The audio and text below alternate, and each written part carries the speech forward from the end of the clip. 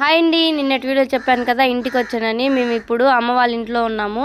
కొద్ది రోజుల తర్వాత నేను మా ఇంటికి అయితే వెళ్తాను. ఇప్పుడు గోవాకు పచ్చడి మా చెల్లెల స్టైల్లో చేస్తున్నాను. మా చెల్లెలు చేసే గోంగూర రోటి పచ్చడి అంటే నాకు చాలా ఇష్టము. మా చెల్లెలు పక్క నుండి చెప్తూ ఉంది ఇలా చేయి ఇలా చేయని. నేను ప్రాసెస్ అయితే చేస్తున్నాను.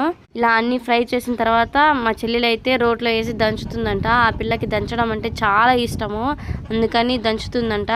పచ్చిమిర్చి ఎందుకు ఫస్ట్ దంచుకోవాలంటే గోంగూరతో పాటు వేస్తే పచ్చిమిర్చి అంతగా మెదగదు.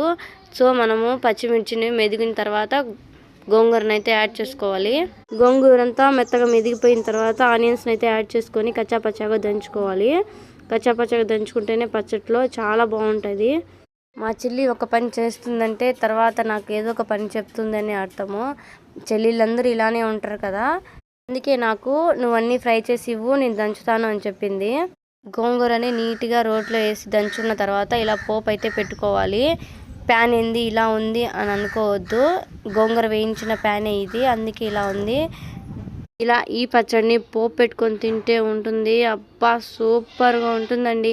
ఖచ్చితంగా మీరు ట్రై చేయండి, ట్రై చేసి కామెంట్ చేయండి. ఇంకా రోట్లో చేస్తే ఏ పచ్చడైనా అద్భుతంగా ఉంటుంది కదా, అది మనం చెప్పనక్కర్లేదు.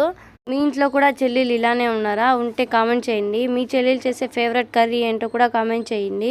మా చెల్లెలు అయితే వంటలు చాలా బాగా చేస్తుంది. వీడియో ఎలా అనిపించింది? లైక్ చేసి సబ్స్క్రైబ్ చేసుకోండి. బాయ్.